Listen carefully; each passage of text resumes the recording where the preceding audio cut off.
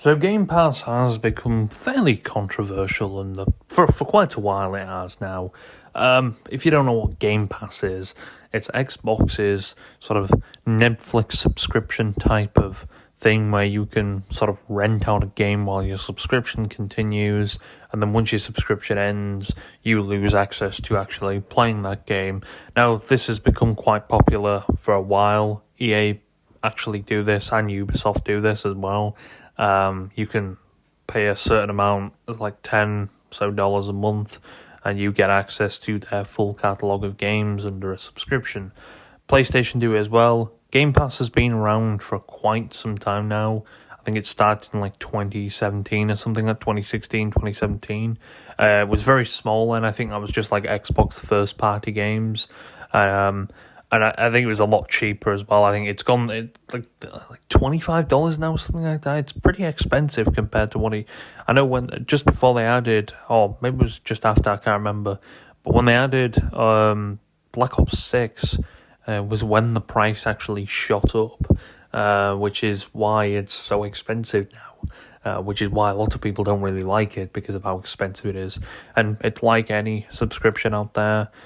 The main reason why people hate subscriptions, I like the concept of them. They're pretty cool. You pay for something monthly and you get something, like that. It's better. And then you can cancel at any time and you aren't affected by anything and you don't have to pay that thing anymore. You've had your time with it, and if you want it again, you just resubscribe. Very cool concept. But of course, they put the prices up whenever they feel like it. So, hey, if the thing, I don't know, let's just use Netflix for example, they feel like, you know what, we need more money. Let's put the subscriptions up by $2 or $3. Boom, there you go. Next month, you realise, oh shit, why is my bill so high? And it's because, they put the subscription price up. They did the same with Xbox.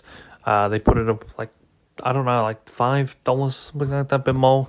And of course, Game Pass has gotten quite a considerable amount of hate.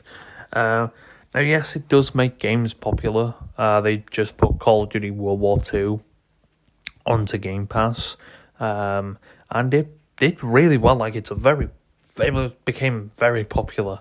A lot of people are playing it, especially on Xbox. I jumped on, and it was, everything was full. The servers were full, the games were full. So it's telling that a lot of people still kind of like Game Pass.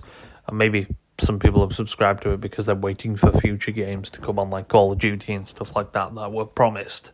But of course, they came out, Microsoft, which kind of is funny this. Microsoft has reportedly now stated that Xbox Game Pass is only profitable as a service if you don't include the cost it takes to develop their first-party games.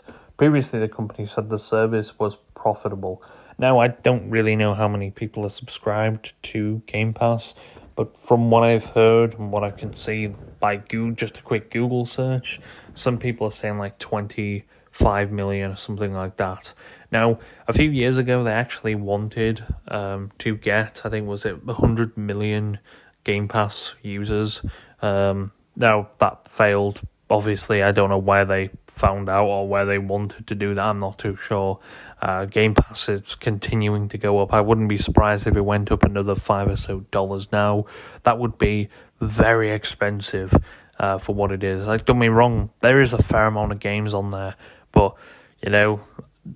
most of them game developers are probably smaller developers. I don't know how well Microsoft pays. Although I don't see anyone complaining, I don't see very many developers complaining about the pay of Game Pass or putting their games on Game Pass. So I presume it's probably a decent payment, enough for them to actually, be happy. I'm not too sure, though, how much developers do get paid for putting their games on Game Pass.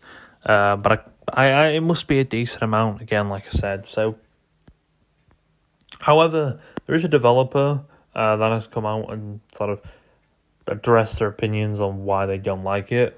So Arcane Studios founder calls Game Pass unsustainable and damaging. Game Pass is unsustainable and damaging the industry, according to Arcane Studios founder Raphael, who shared his thoughts on the element in the room following its last week's layoffs at Microsoft. Now, yeah, they had a bunch, and I mean a bunch of layoffs last week. I've already talked about them. Microsoft, to apparently save money or put more money towards their AI infrastructure, which is quite funny, to be honest with you. However, yeah, they've done that to try and put more money towards it, which is, again, a little bit weird to me. Either way, that caused a bunch of controversy, pissed quite a fair bit of people off as well, which is fairly understandable why people were pissed off, why people did that. But to me anyway, Game Pass, it's been a thing Xbox is trying to hang on to, and I don't think they're gonna get rid of Game Pass for a very long time. It looks like anyway. It wouldn't make sense if they got rid of it anyway, because, well, it's quite a lot of money they're bringing in. They're bringing in apparently $5 billion a year. Apparently. I think it's probably a little bit less than that, but apparently they're bringing like $5 million a year. Bearing in mind that's what they're bringing in, that's not their profit. Their profit might be $1 billion from that. Although apparently now they're saying that it's only profitable if you don't count in our first-party games, which... So it isn't profitable then? I don't know what Microsoft is talking about. There's 1 minute they're saying something is, next minute they're saying, well, it's not. Are they just too afraid to actually say whether it's profitable or not? I mean, fuck, you just laid off 9,000 people again this year. No, well, you did last year, 2024. You laid a shit ton of people off. Now you've laid a shit ton of people off again. And a lot of them people who were laid off were in the Xbox department, studios and stuff like that, so to me it doesn't really make an awful lot of sense, to be fair with you. Is Xbox, are they really that down on Game Pass subscribers? Is there that few? You can't really find that information online as well, because, well, it'll give you it's like you can't find out how many real Xbox consoles have sold. Apparently like 27 million now. Bearing in mind, PlayStation has crossed the 75 million mark, probably closer to 80 million now, which is crazy to me. Xbox has fallen so far behind with everything. I think that's what they're just... Maybe they're trying to pull the plug very slowly, but they don't want to lose out what they're probably making from Game Pass, because, well, if they lose out all them subscribers, it's going to be a pretty big hit. So, maybe that's why they're doing all this. I'm not too sure. They're just slowly waiting for maybe the next generation, and they're going to end up pulling the fucking plug straight away on it. I'm not too sure.